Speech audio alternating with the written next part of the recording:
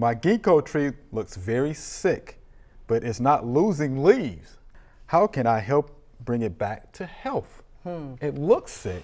Yeah, it does. But not losing. It looks like it's losing leaves from the picture that I saw. Right. The canopy looks really bad, but the picture was not really close up so that we could zoom in on the foliage and see, you know, what was really going on.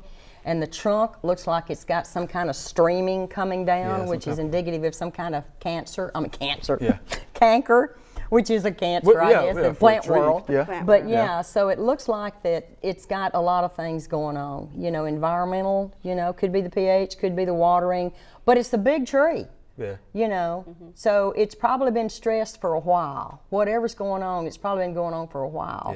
And when I looked at the canopy, it looked like a lot of the limbs were arising from one area. So I'm wondering if there was some pruning going on at one time that brought in the canker, you know, that can get into the pruning cuts. So it's got a vascular problem, obviously, with all that streaming coming out. Some type of flux. So it doesn't look like that it's savable to me. And I hate to say that because we always like to try to do things, but it looks like it's beyond redemption to me.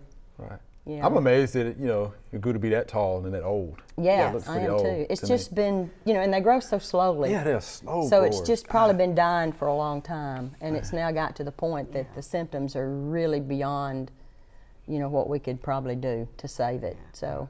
Wow. Anything you want to add? I agree with that because it's once you have something vascular in a tree, like a canker or any kind of diseases like that, there's not any saving it because you're talking about the vascular system of the tree, and that's the life of the tree. It's got to be able to carry water and nutrients up through that system to the tree, and obviously it's not getting there. The leaves are small, they're discolored, they're not getting the nutrients from the root system that they need. So I would it's been a beautiful tree for a while. Just time to get another tree. Time to get another tree? Yeah, and I don't know if I would go back with a ginkgo in the same place.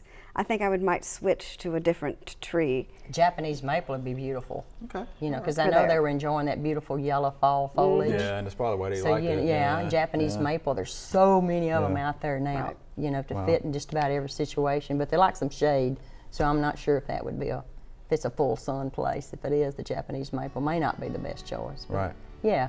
Time to do something maybe different. Do something different. Yeah, look at it as an opportunity. Yeah, opportunity. An opportunity. Yeah. It's always tough to tell folks that, hey, you know, this might be over for this tree. Yeah. Hope you enjoyed the video. We would love to get more questions from you. So be sure to leave us some comments.